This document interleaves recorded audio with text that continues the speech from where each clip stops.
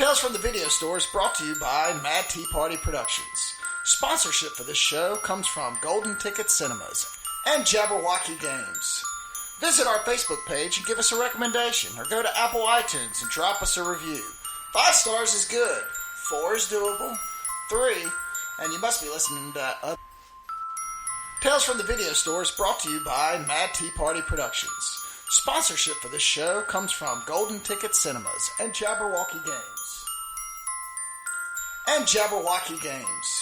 Visit our Facebook page and give us a recommendation, or go to Apple iTunes and drop us a review.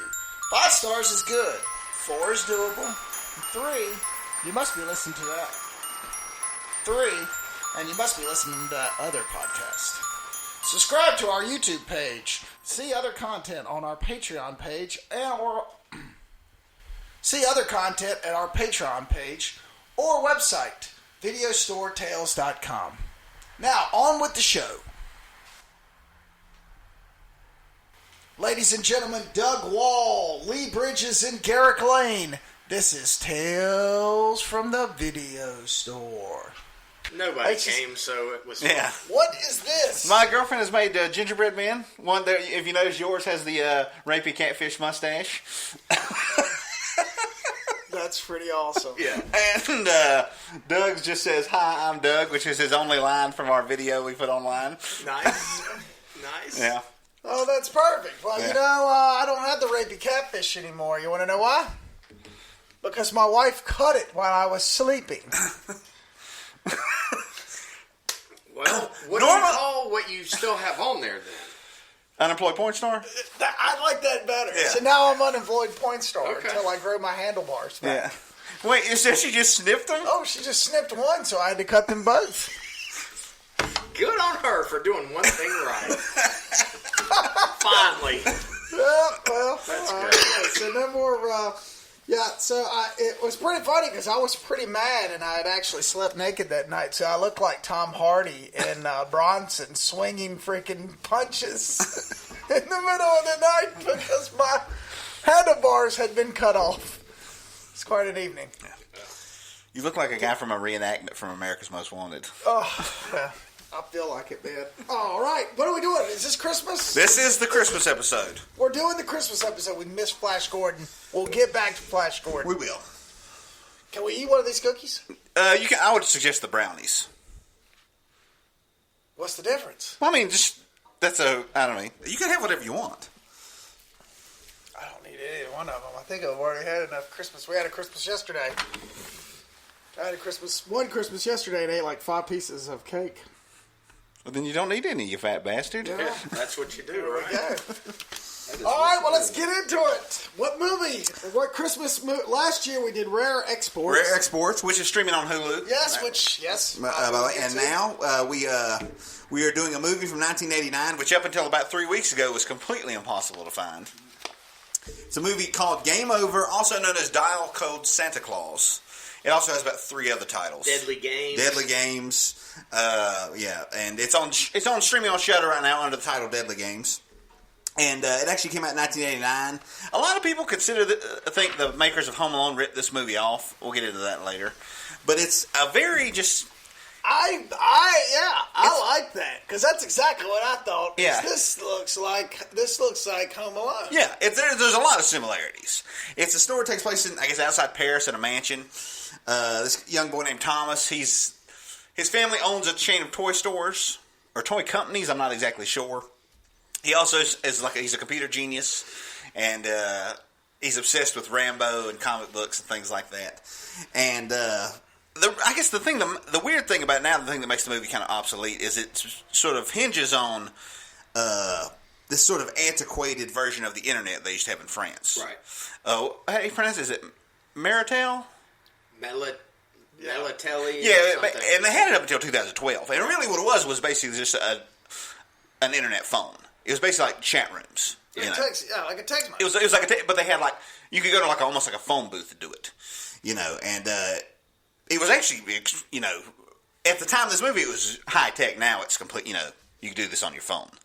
But this young boy, he's communicating with someone online who he thinks is Santa Claus, and he's trying to get a picture of the actual Santa Claus. And so he gives this person his address. And unfortunately, this person is a serial killer. Yes. And it's this deranged person who got fired from his job as a department store Santa at the store owned by Thomas's mother. And Thomas, the crazy Santa Claus, breaks into Thomas's mansion, and boy, did he break into the wrong kid's house. Yeah. If you thought Kevin McAllister from Home Alone was prepared, this kid is, I mean...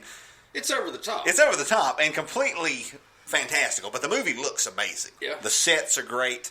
The kid's mullet is immaculate. The castle is fantastic. Yeah, and he's there with his grandfather, who is a severe diabetic, and the Killer Santa Claus is a great shot. He comes down the chimney, and the kid's under the table, and he thinks it's actually Santa Claus. Like it's happening. Yeah. Yeah. Well, then the kid's dog attacks, the dog does what a guard dog's supposed to do. He attacks the crazy Santa. And then the Santa kills the dog with a cake server knife. Yeah. And then it's on. And then it's just 80 minutes of just cat and mouse and a kid who looks like a miniature Rambo with a mullet. Basically one up in this insane Santa Claus. And if it sounds awesome, it is. Yeah. It's it looks like a comic book. It really does. It feels like a comic. It feels like a comic book. Yeah, there's a lot of Dutch angles, some crazy shots where the camera's completely twisted. Right. I loved it. Yeah. Did you watch it with any of your kids? No. Yeah. I didn't know what to expect. Right. So I was like, it's a Lee movie. I don't want to see, Exactly. But then I got like 5 minutes into it, and I was like, fucking Oliver would have loved this. Yeah. Like, we'll end up watching this because how much I think he would enjoy it. Yeah. Now, do you think it's too violent for him? No, not at all. Yeah. No. I think the only real violent part is the dog. Was the dog. Yeah, the rest of it's kind of implied. Yeah, and after that, there's no real... Yeah, even when he kills the two people in the delivery truck, it's completely off screen. Yeah. Yeah. See, I'm never sure because I don't have kids. Yeah, and I'm never because I don't want to be the guy who's like, watch this with your kids, and they're like, by the way, my kid is terrified. Yeah, no, he would have loved it. It was done under the radar, the violence, and to where I don't think it really mattered. I mean, what was worse to me was the online conversation that this Santa has with the kid. It was really creepy. Yeah. And or even when the girl sat in his lap, you didn't really know what was going to come out of his mouth. And it's kind of, she's looking at him and he's kind of looking at her. I don't like your face. Yeah, she's like, I don't like your face. I don't believe in Santa Claus, which changed everything. But he started he's caressing. Yeah, that is creepy. I'm like, dude, ugh. The character, it's like you take one of the Frog Brothers from Lost Boys, right, and combine him with Data from Goonies, but a French version, and that's who this kid is. Yeah, extremely French. He's got all the gadgets. He's got cameras set up all over the house. Yeah, he's like a little miniature ninja. Yeah, he's a badass. He really is. Yeah, and that's something I love is there's never he's always, even when he's in danger, the kid's still in control. Right. He's never, the movie's never, it never condescends to him. He's never, he knows what's going on. Yeah. He knows more than the adults do. 100%. Yeah, and, the character is great, and it's a really well-directed movie. And and I'm glad it's on Shudder now. I bought it a couple months ago, a bootleg Blu-ray, off some website. And then, of course, right after that happens, it pops up on streaming. Yeah. And, which I'm actually glad that made it easier for all three of us to watch it. But yeah, super cool movie.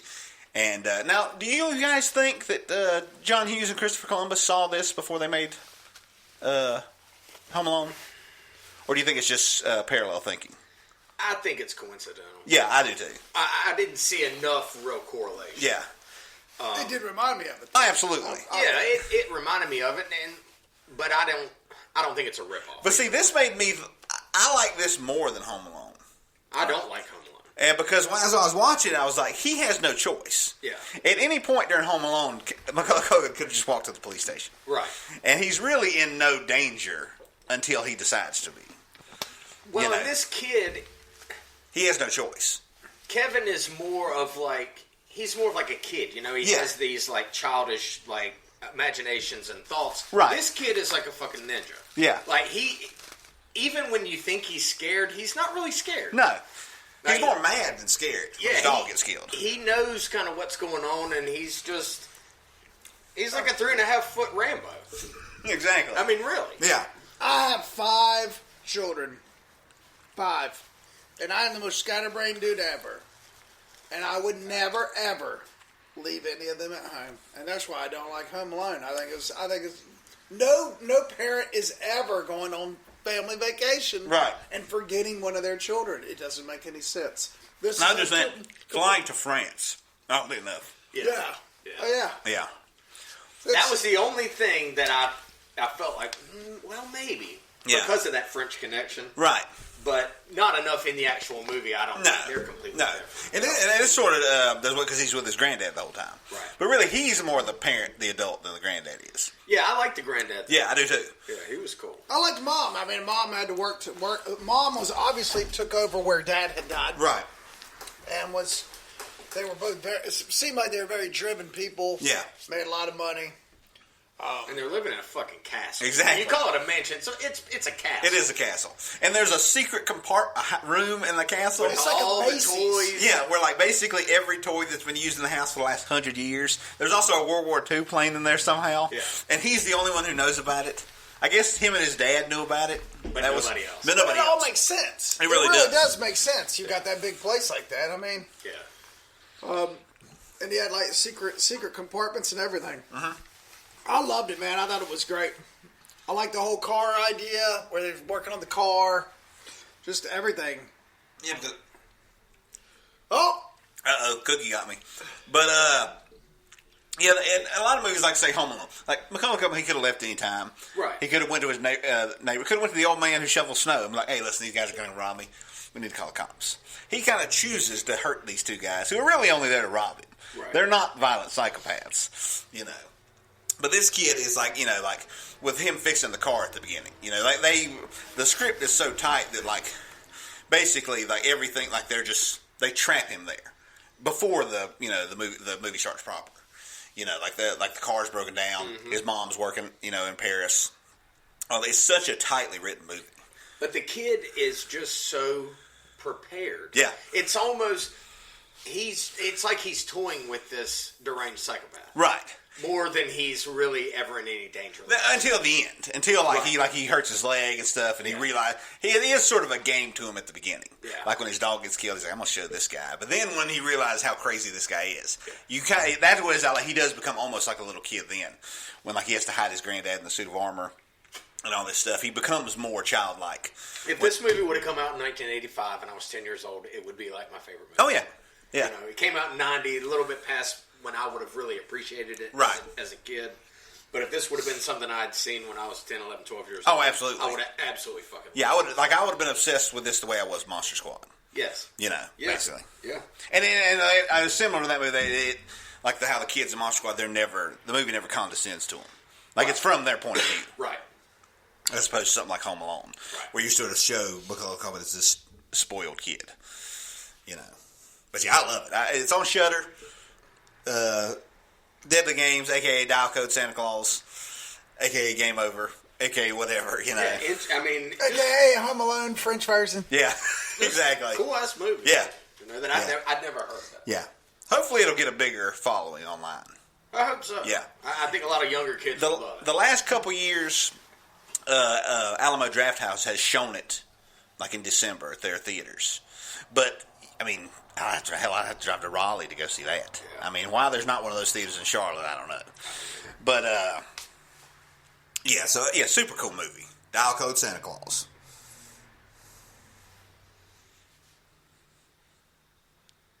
So, yeah, it's under Game Over on IMDb. Right. Yeah, I guess that's the official English title. Okay. Game Over. Yeah. I knew it was either Game Over or Deadly Games. Yeah. I don't know. And it was a writer-director, Rene Manzur. Yeah, who's done a lot of TV. Like, he's directed a lot of, like, you know, Highlander, the series, and a lot of shows like that. Okay. Oh, he did Jack Frost. Yeah. It's awesome. Silent Night, Deadly Night. Really? Yeah. Got a little bit of a obsession, man. No doubt. Oh, yeah, man. Anyway, yeah. It's a must-see. You gotta see it. Yeah. Now, so which one's better? Which one did you like better, Rare Exports or... Oh, goodness. Probably Rare Exports.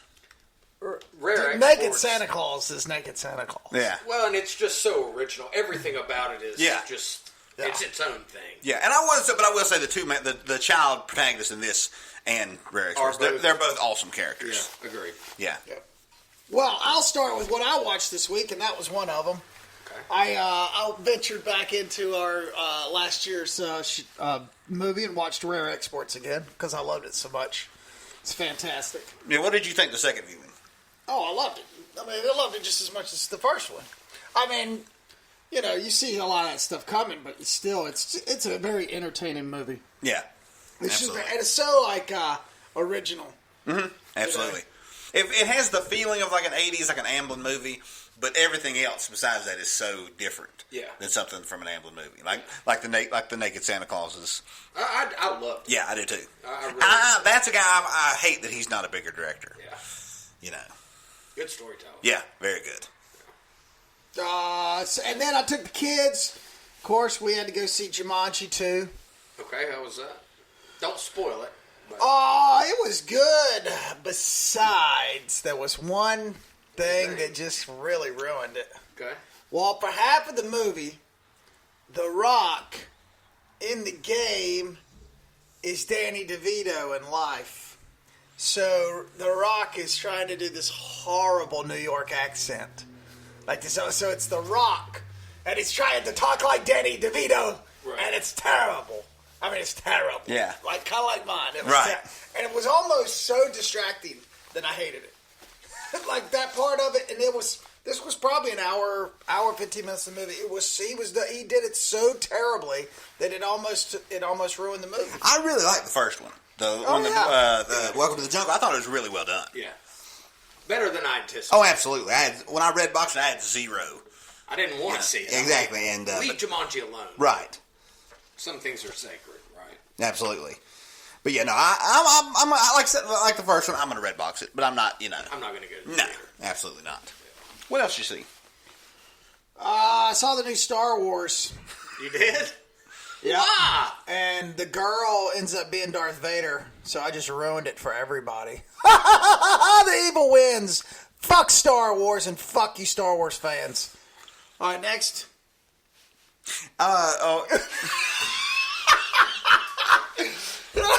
Yes, it's ruined. Well, that seems about right. It ruins. It's awesome. It's the bad guys win. I'm just kidding. I haven't seen it. We're going to fine either way. Yeah. Because I'm not going to go see it. Yeah. Cut, take 2. I have no idea. I have not seen it, everyone. I don't even care. Well, I hope it goes out like that. I'm not gonna lie. There was a small part of me that wanted Cats to be number 1 this past weekend. just to completely, Holy shit! Could you imagine? Oh, dude! Like I would also in the movie I'll never see, but I would just kind of like, oh, there you go.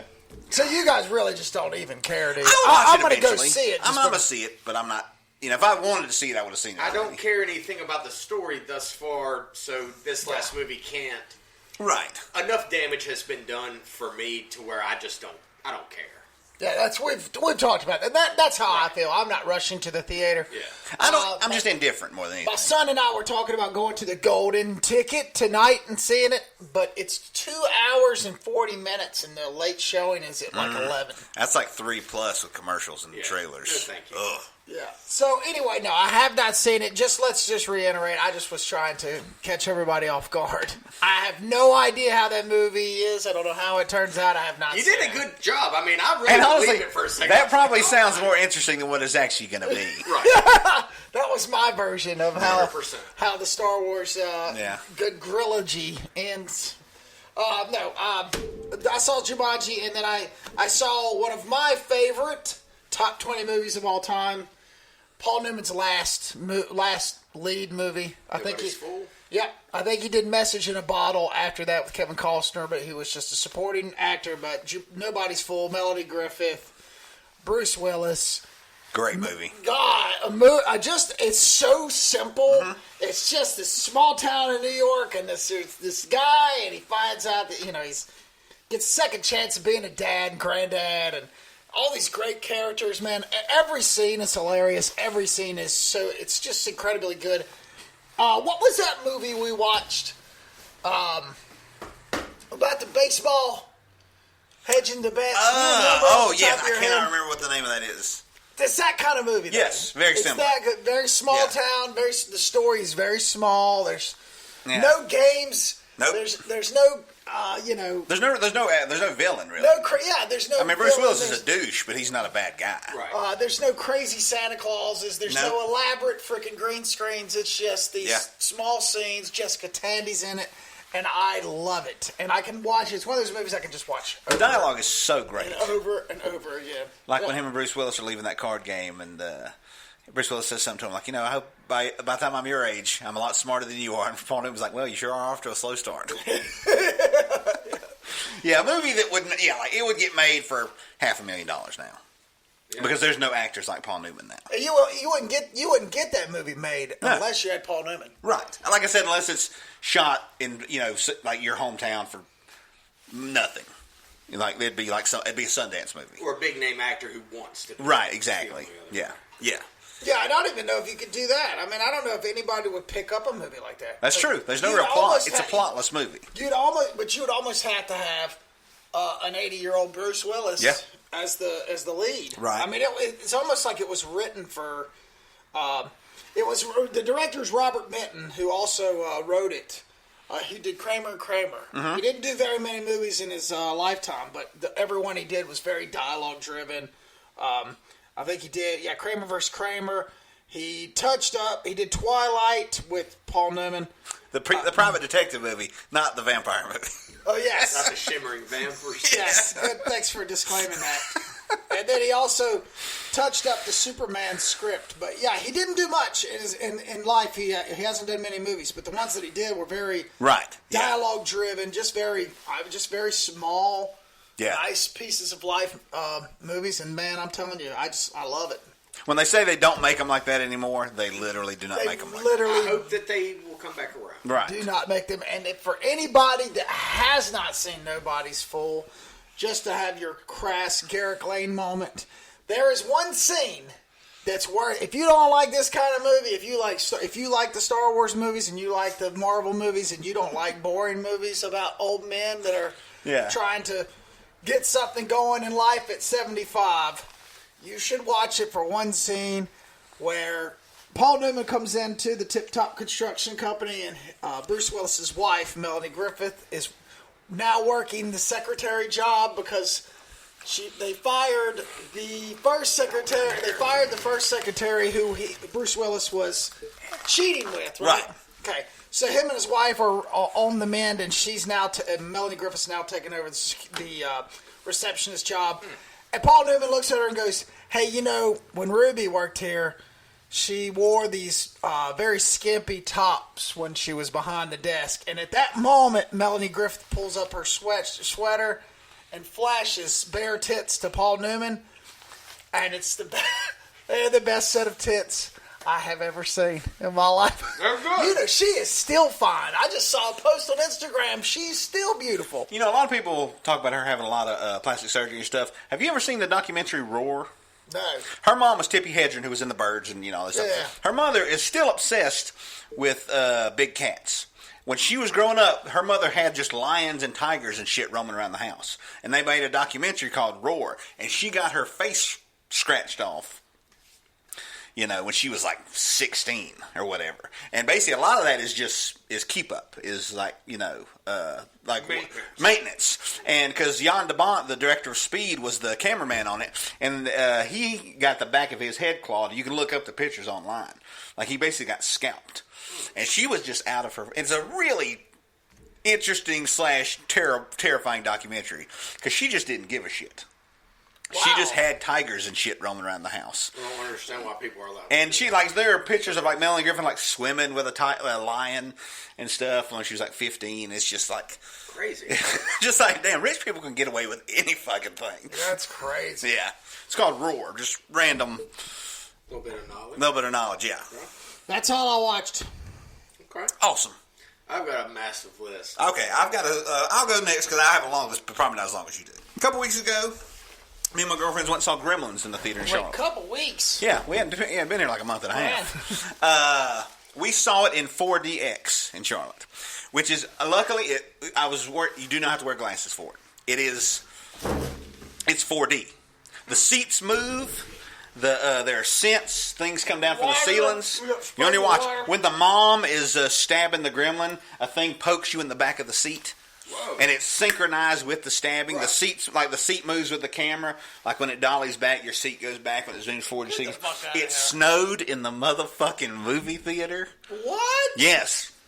When they Is this your first 4D? Yes, yeah, and I'm glad it was a movie I've seen before. Did Bonnie like it? Oh yeah, she liked it more than I did. Yeah. But I had a great time. And nice. When the only scent I remember is when they blow up the movie theater. It was like a menthol scent. You know, I'm sure there were other ones, but I just didn't smell them. And that's crazy. It was really cool. Like $20. Excuse me. Both of our tickets were $25, so it's the same price as a 3D movie. You know, both of them together were. So it's that's not bad at all. No, it's not bad at all.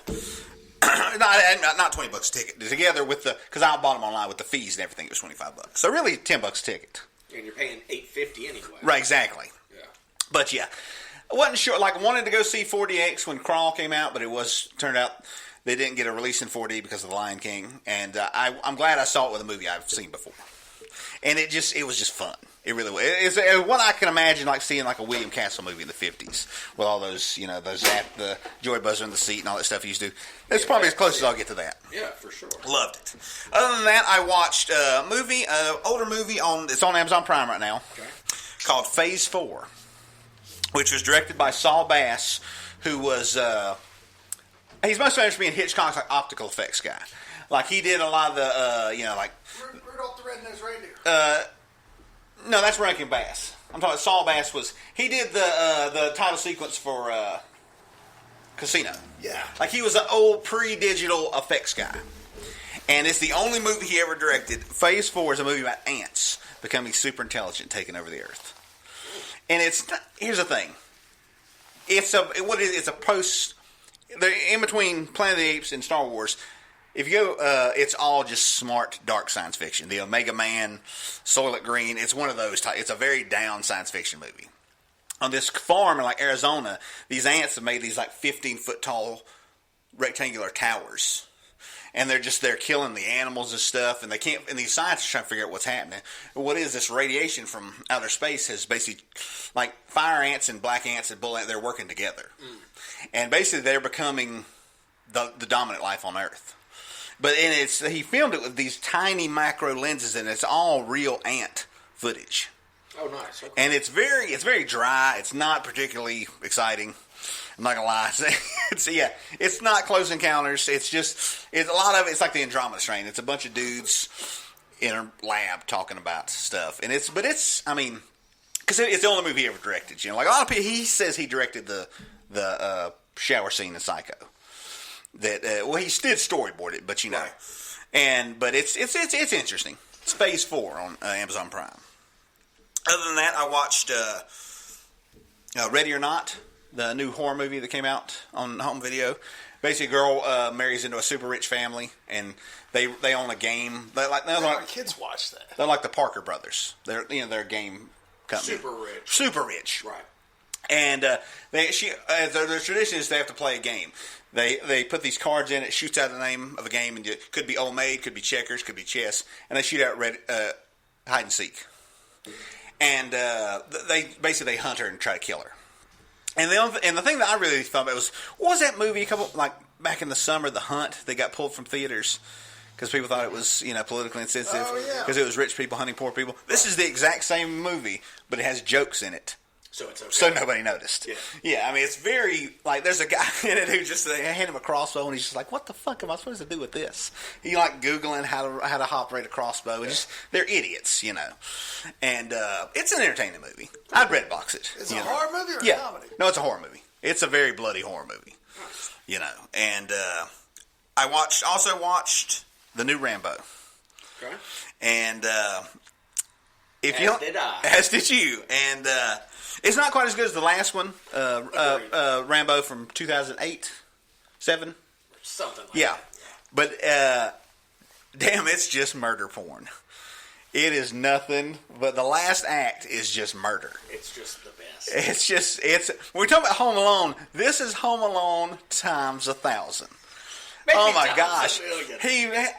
A wooden club full of barbed wire swings and takes a guy's head off. They're like traps where a pitchfork flies out of nowhere and impales the guy to the wall. At one point, he goes into a Mexican whorehouse with a claw hammer and just starts wrecking dudes' dicks with it. Like, it's just, yeah. The first, it's actually not that action-packed, the first act. It's a lot of drama. It's a lot of character stuff. But damn, once it hits Mexico, once it hits Mexico, yeah, the shit goes down. The shit goes down, and it's got one of my favorite scenes in a movie I've seen lately. Once he entices this gang to come to his place, and he's got all these crazy caverns built. They're very like old Vietnam. And he has a loudspeaker, and he cranks up the doors 5 to 1, and just fucking destroys everyone. Yeah, and it's just glorious watching them do it. And they have machine guns. See, when you sent me that text, I thought that was gonna go the opposite way. Oh no, man, I loved it. Yeah, they have machine guns, and he has a shotgun, and they stand no chance. Why did it get such bad reviews? I don't know. Well, here's the reality: it's not a very well put together movie. Yeah, the story is odd. It's taken. Yeah, it's super R-rated taken. It's just really weird. Yeah. Coming from that last Rambo movie to this, I'm like, okay, so this girl that's not really his daughter, but kind of his daughter, and like the Mexican grandmother, and they all live together and have for like the last 10 years, was odd. Yeah. The chick down in Mexico that is the journalist that helps that him. seemed very tacked on. All of that was really strange. The movie has an odd flow, but I don't care. No, that's not why I rented it. I rented it because I wanted to see Stallone murder motherfuckers in the bloodiest, craziest way possible, and that's what he does. Did you just eat the rest of it? No, he ain't. Oh, did you not eat yours? I guess I did. Side note, the peanut butter muffins were great. Yes, buddy, thank you. And I kind of accidentally ate the rest of Garrick's. I'm an asshole. I thought it was mine. My mistake. Oh, he's talking about murder porn. He starts picking shit up. But that murder montage... There, you want some water to wash that down? No, and then what happens at the very end, what he does to the last guy... Yeah. I was just like, that's how you do it. Yeah. If you're going to do it, that's how I want it done. Oh, there's so much murder. I loved it. Yeah. One thing, though, that I had heard was that there were going to be all these kind of like flashbacks to the originals. Right. And there really wasn't in the movie. That was more of a credits. Like, once the movie ended, there were a ton of shots from all the previous Rambo movies that made me just want to fucking start watching them immediately. But if you noticed, there was very small from Rambo 3. Yeah. They had cut out all the pro-Taliban shots. It was just him taking down the Russian helicopter and stuff. Yeah. And that was like 6 seconds. Yeah, it was just like Rambo 2, Rambo 4. It was like they just like, yeah, that third one. Let's not focus on that. Look, knowing that's the end, I am perfectly fine with it. Yeah. It's exactly what I expected it to be. Yeah. Now I feel completely left out. Should have watched it. Go That's it. Yeah. Go rent it. When you watched it? No, I watched a documentary on Tom Savini on Shudder. The makeup artist. I saw that. Did you watch it? it? List. No, but I want to fucking great, dude. Was it? Nice. The thing that made me so I always thought he got drafted because he was a combat photographer on Vietnam. He joined the army. He was in college. He joined the army because his wife was pregnant, and when he was in Vietnam, she sent him a letter saying she gave the baby up for adoption. And that just made. That's all I could think about the rest of the documentary. Was that fucking cow? Yeah. I was like, he's sitting in like Vietnam with a machine gun, sitting in the jungle. Like, damn, I could be in college right now. Wow. Yeah. It's a really good documentary. Nice. But that sort of, I was just, So wait, his wife? His first wife, yeah. She said her parents pressured her to give the baby up while he was in the army. Damn. And but then there's a happy end. He meets up with her. He does find her later on. Eventually, but it was just I was just sitting there thinking, that fucking bitch. Yeah. That just shows you how nice the guy he is. Stay with the girl? No, they got divorced right after he got back from the. Oh man, I gotta watch it. I saw it and I didn't have time. I saw it last night and was like, oh damn. Yeah. Wish I had time for this. Yeah. But yeah, I highly enjoyed it. It's called Smoke and Mirrors. Yeah. that your list, sir? Yes, that is it. Okay. You're just chomping at the bit. Because I've got a fuck ton of shit to talk about. Okay, well, you don't have to. You can just split it in half because nobody wants to hear you talk for 45 minutes. Well, that's okay, too. First thing I watched TV show. You want my fucking junkie too, asshole? I didn't eat That was me. I apologize. He gets real bossy with his fucking mustache. I know, right? You look like a highway patrolman. Asshole. Yeah. So, first thing I watched, Prime Original TV show, Jack Ryan. Came out last year. John Krasinski's in it. I watched the first season. I wasn't very impressed with it. I thought it was... The production was value I thought was a little low. I kind of felt like they didn't put that much money or really that much of anything into it. I didn't love the first season, but second season came out a couple months ago, and one night, a couple weeks ago, I thought, well, let's just give it a shot. Season 2 was fucking awesome. It's really, really good. I would recommend it to both of you guys. It's that good. I think I'm on episode 2 of the first season. Okay. I just hadn't got into it that much. Well, you really could just skip season 1 if you want to. Yeah. Just go straight to season 2. Production value, you can tell they put some money and some effort into this season. It's really well done. Yeah. I really, really liked it. Next thing I watched, It 2. I want to go through the dialogue of It 2 for you guys. This is the dialogue. This is 2 hours and 40... Fuckity fuck, fuckity fuck, Fuck you! fuck you! What the fuck? What the fuck? Fuck you! No. What the fuck? No! Fuck you! Fuck you! Fuck What the fuck? I just got... Yeah. Man, you know... Please! I really defended the first yeah. I thought it was really well done. It took a lot of... it kind of got blasted a little bit, the first part, which I felt was kind of unfair. I really liked everything about the first one. Right. The second one was the very opposite. Yeah. I hated it. The first time I I had to see it twice in the theater because I take my niece the second time. First time I watched it, I thought it was okay. Second time I watched it, it was painful. I got up and walked out. Yeah. When they're down there, kind of towards the end, when they find Pennywise down in the sewers, there was I missed probably the last 30 minutes. Of it because I just had enough. Yeah, I've dropped 5 F-bombs for this podcast, and we're 40 minutes in. I remember going into that theater, and I was with a couple of my older kids, and I said, well, there's going to be some cussing, I know it. And I remember 10 minutes into that movie, I'm like, ouch. There were like 25 in the first 10 minutes. Yeah, there was 25 F-bombs in the first, and you know what? They didn't even need them. It was unnecessary. Completely unnecessary. It made it feel like, well, we just don't have any... Yeah. We don't have any real dialogue. Why is it that long? I don't know. Why is it that long? Why does the director want to make like a 6-hour all-encompassing... I don't know. Because I just don't see any way that it could be anything that anyone would ever want to watch. Yeah. I was actually disappointed that Stephen King was in it. Yeah. A little bit. Listen, he'll put his name on anything. I know, and I love the guy. I love the guy too, but he'll admit, he said his mother once told him, said, Stephen, if you were a girl, you'd be pregnant a lot. Because you hate telling people no. And he's like, that's the truth. He's like, you ask me to put a quote on your book, I'll put a quote on it. You ask me to do this. He's like, he likes to make people happy. Yeah. I think is what it is. Yeah, man, big disappointment. Yeah. I did get a big smile watching. I finally got to see Ad Astra.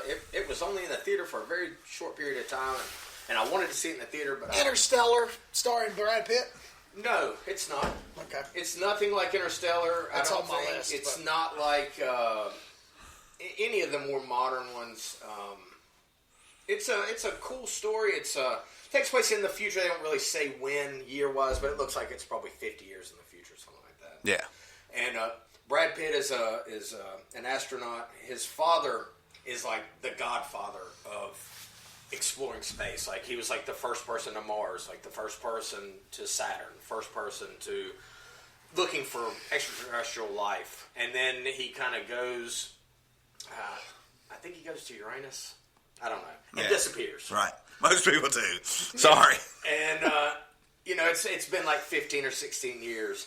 And basically these anomalies, these power anomalies are happening on Earth. And it's like destroying parts of Earth. It's destroying structures, things that are built through these, like, I don't know what the fuck you call them, like,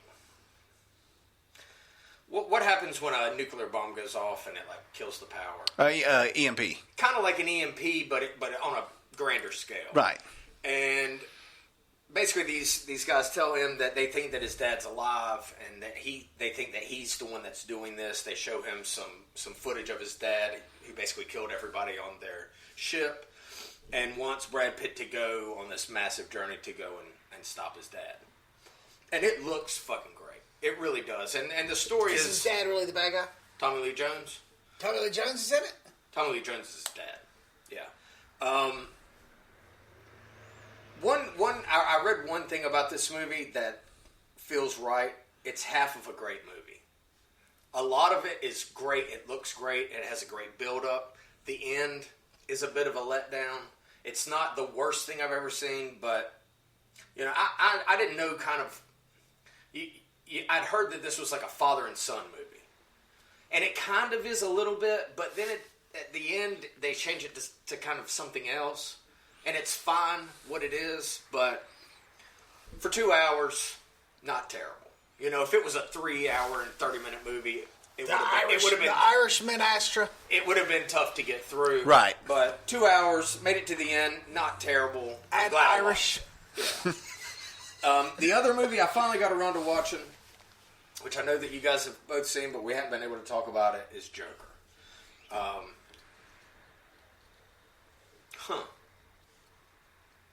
don't know really how I feel about it.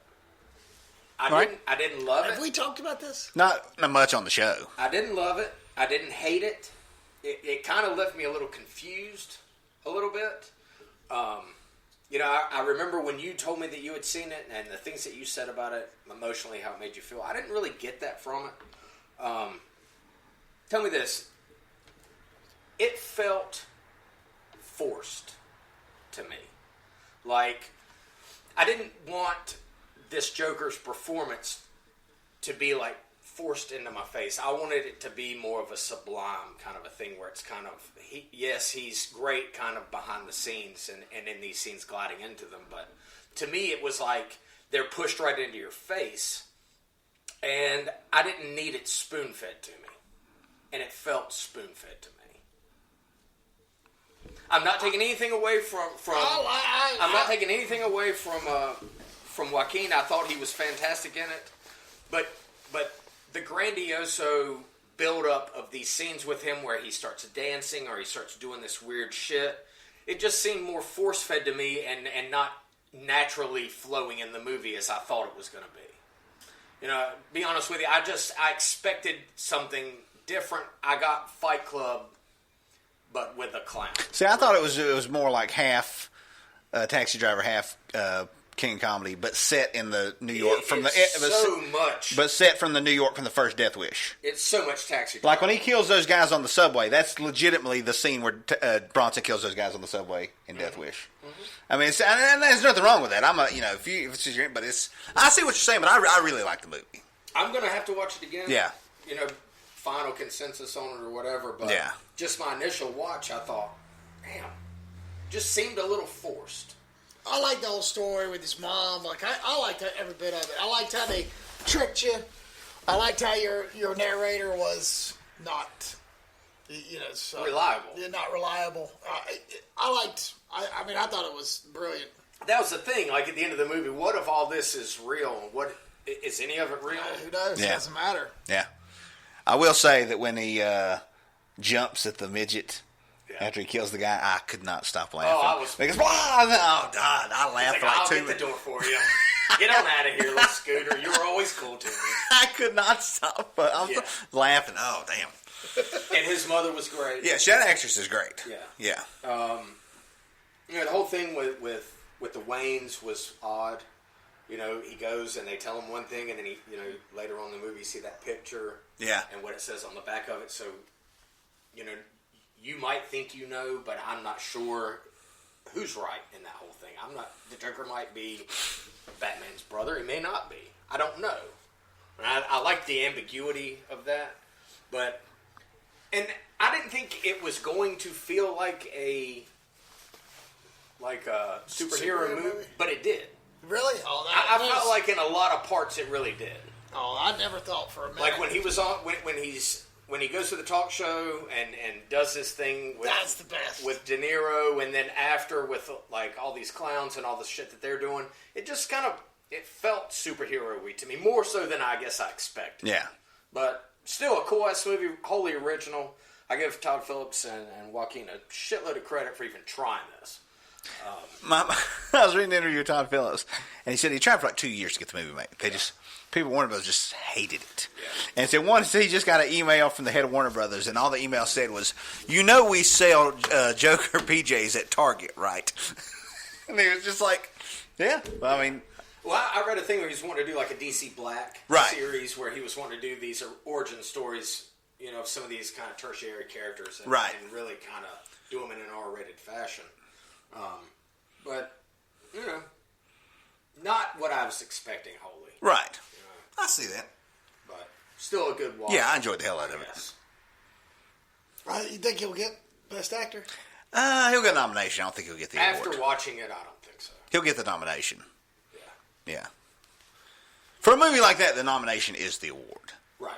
For a non-mainstream, a movie where you don't play the Duke of what the fuck is Stan and in the Prussian War or whatever. And I could see Phillips getting some recognition too. Yeah. And from the guy who did the Hangover movies to this, that's the most impressive part to me. Yeah. Because he did Old School. Yeah. Which is awesome. Which is an awesome movie. Don't badmouth it. Oh, I'm not bad about it. I'm just saying that's a quantum leap. Yeah, for sure.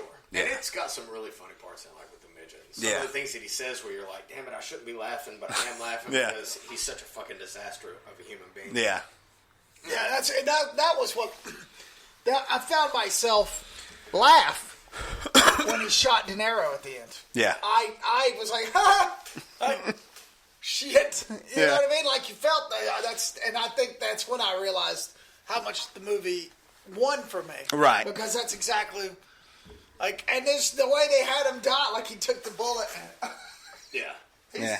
And I kept waiting on that scene to go to him somewhere else. Yeah. And it not being real. Right. Like that whole thing just didn't seem real to me, like his other interactions with De Niro and some of these other people that happened in his imagination. Right. Didn't seem real. That kind of had the same feel to me. But cool ass movie. Joaquin was great. Was he Oscar worthy? I don't know. Maybe. Yeah. I mean, I heard Bill Hader was Oscar worthy for fucking it too, and I'm here to tell you, he's not. Yeah, I don't think anybody in the movie's Oscar worthy. He was fine, but yeah, that was the biggest disappointment in that movie to me was the adult actors brought nothing. Right. Any of them. I thought they were all below. No, I'll say the stuttering guy. All that was good was the guy who killed himself at the beginning of the movie. Who was in it for 5 minutes. Yeah. Yeah, he was great. Yeah. So that's what I want. Right. Well, my Marty Scorsese tournament, man, was quite a hit. It really was. It was so much a hit that I had to actually add a second bracket to it. And everybody was eliminated. We're down to Raging Bull against Goodfellas in the championship, and I'm sure we know who's going to take it to the house. Yeah. I don't know. Maybe I started thinking I might have messed up the brackets a little bit. Well, you certainly had a stronger set and then a weaker set. Yeah, you know what I mean. But we had two couple of movies. I don't know, man. There was a couple. Like somebody complained, and they're probably right that the Departed had a uphill battle by being the first one out of the gate. Right. Basically, if I would have put the Departed at number 2 seed, it would have probably gone to the Final Four, but instead it got eliminated first. Because I think it was facing Goodfellas. Right. So it's tough. But The Color of Money made it pretty far, and Taxi Driver made it pretty far. And the Gangs in New York almost beat Taxi Driver. Casino, it's funny, anything up against Goodfellas isn't going to work very well. Yeah. No. But it was quite fun. We're down to the championship, and I'm sure at this point in time, everybody's pretty sure how that's going to go down. Yeah, exactly. Yeah. But that's how it should go down. Right, exactly. Sorry. Goodfellas is, it's... That's right, yeah. So The Departed, the Departed was 64 votes. The Departed was up against Goodfellas in the first matchup. And let me see. That's a rough matchup. That's a rough matchup. Yeah, that's what I'm thinking. So, But as much as I love The Departed, I would not say it's anywhere as good a movie as The Goodfellas. Not even close. Yeah. Not even close. yeah, so that's turned into be quite a hit. Yeah. Well, We they got might, it right. we might have to do some more of those. Tell you what was not a hit was my ad for advertising this show, and the ads which were both rejected by Facebook for gory. Apparently, this image of the Santa Claus with the bloody cake server is just too hot for Facebook. So I can't do it. Got to go back. I guess I got to go back and redo that. Anyway. Damn it. Exactly. They are tough on us. I mean, like the last month has been rough. I don't understand. Yeah. So, so next week we're gonna do something really cool. We're gonna come. No movie's gonna be highlighted. We're gonna do our favorite movie of the decade and our favorite movie of the year. Each come with our two. Okay. Is that how you want to do it? Yeah. Okay. All right. No special highlighted movie. Fair enough. Come in with our favorites. Yep. I like that. And we'll finish 2019 with our best of the decade. And Is it best or favorite? Because those are two different things. I don't know. What is? Well, what is it's your going to dinner? be... Mine's going to be favorite. It's definitely going to be favorite. Yeah. It might not be the best, but it's going to be favorite. Yeah. Oh, sure. Yeah. Yeah. Well, the best of the decade. Right. Was what? Yeah, your favorite movie from the last 10 years, and then your favorite movie of this year. Yep. It's going to be tough. God, that's a lot. Spoiler alert, mine is Hereditary. Just kidding. Should we do worse, too? I don't know. I don't know. I'm not trying to slander anybody Yeah. any more than we already do. Anymore, we already do. It, too. That's a... Fuck you! Oh, it was just the worst, man. Really? I just couldn't stand it. Yeah, it was. I mean, I hated that movie, but the cussing was... I remember the first 10 minutes. I'm like, dude, really? And I thought it would subside. I'm like, because I watched it with Oliver. I'm like, dude. Oh, yeah, I did. Yeah. And then it just never did. And I finally just gave up and just got up and walked out. I was like, Did he stay? He watched the whole thing? yeah, I mean, Jody was there. We were all watching it together. And I just was like, I can't watch this anymore. He was like, oh, no, it's great. I'm like, okay, if you like it. Yeah, my niece loved it. Don't repeat any of the Yeah, words. And she loved it. And we're good. Yeah. What was that trailer you sent this morning? I haven't had a chance to look at it. Trailer I Didn't you sent. send some video? No, I this sent. morning? Oh, no, that's a story about... No, that was the thing where Daniel Day-Lewis apparently called Adam Sandler to tell him how much he loved Uncut Gems. Oh, But yeah. what you don't know until the last paragraph is that they're actually buddies. Right. They have been for years. But he was just like, dude, I was on the edge of my seat watching that fucking dude. They're saying it's one of the best movies Yeah. of the year. Yeah. And that Kevin Garnett was great in it. He was great, yeah. It looks great. It does. And it just came out last I think so, yeah. week. Last Yeah. Friday, I think. Yeah. I don't know if I'll make it to the theater to see it. I'd like to see Yeah, I don't know if it. it'll be playing anywhere around me. Yeah, I don't either. Then you'd have to get a Charlotte or Yeah, exactly. Greenville or something. Well, he'll do it. He'll do it in a He's fucking got heartbeat. any Don't kids. think he He's won't got all do the it. time in the world. He's just on easy street. Exactly. Easy street. I wake up every morning, I run to the theater, and I'm not Garrick and Doug, and it's a good fucking day. I'm like, shit. Still myself. Asshole. Well, that's it. Merry Christmas to all you Tales from the Video Store listeners. And we'll see you next week to finish up the new year with our best films of the decade. There we go. What are we going to do after that? That. Are we doing PI movies? That was Yeah. Doug's suggestion. Yeah. All right. Then there you go. There we Start go. the new year with PI movies. We'll just have to come up with 3. I thought, okay. Or do we have 3? Well, yeah, you suggested 3. I did. Okay. I say go with your gut. You like It's a those 3? situation like You that. think they're good? They're from different decades. They're all different. Yeah, I they're think, completely- you know. All right. Good deal. Here we go. Merry Christmas.